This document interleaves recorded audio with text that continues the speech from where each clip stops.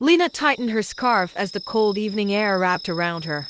She had taken this shortcut through the woods a dozen times before, but tonight felt different.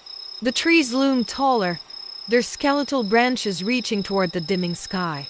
Her footsteps crunched on the dried leaves, the sound unnervingly loud in the quiet. Then she heard it, a voice, faint, whispering. She stopped. The voice was ahead, just beyond the next few trees. It was soft, urgent. A woman's voice. "Help me." Lena's stomach twisted. "Hello?" She called out, her voice barely above a whisper. No answer. She stepped forward cautiously, peering into the tangled shadows. Nothing. Just the endless trees. "Please, don't leave me." Lena's breath caught. The voice was closer now, right behind her. She spun around. No one was there. Lena sprinted the rest of the way, her heart pounding in her ears.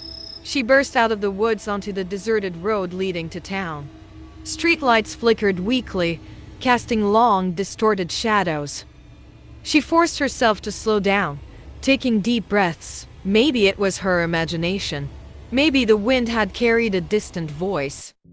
Then she saw him. A man stood by the roadside, half hidden in the shadows. He was tall, wearing a dark coat. His head was tilted slightly, as if listening.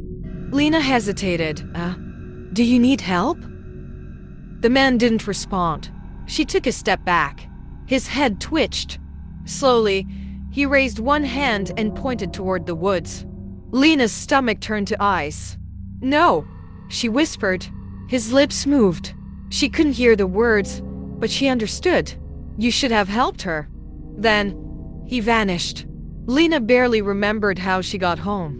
She locked the doors, shut the windows, and collapsed onto her bed, exhaustion pulling her under. That night, she dreamed. She was back in the woods, but the trees were wrong. They twisted unnaturally, their bark covered in deep, claw-like scratches.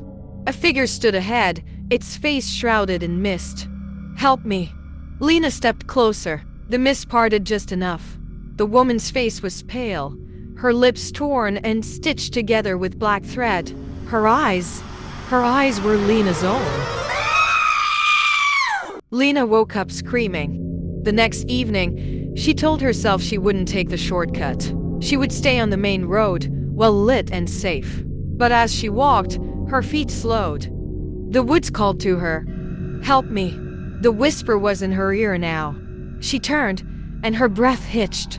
A woman stood at the edge of the trees. No mist, no shadows, just a real living woman. She was wearing a torn dress, her bare feet dirty. Her lips were still sewn shut.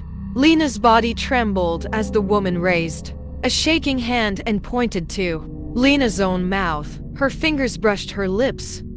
Something rough, something thin. Thread. She couldn't scream.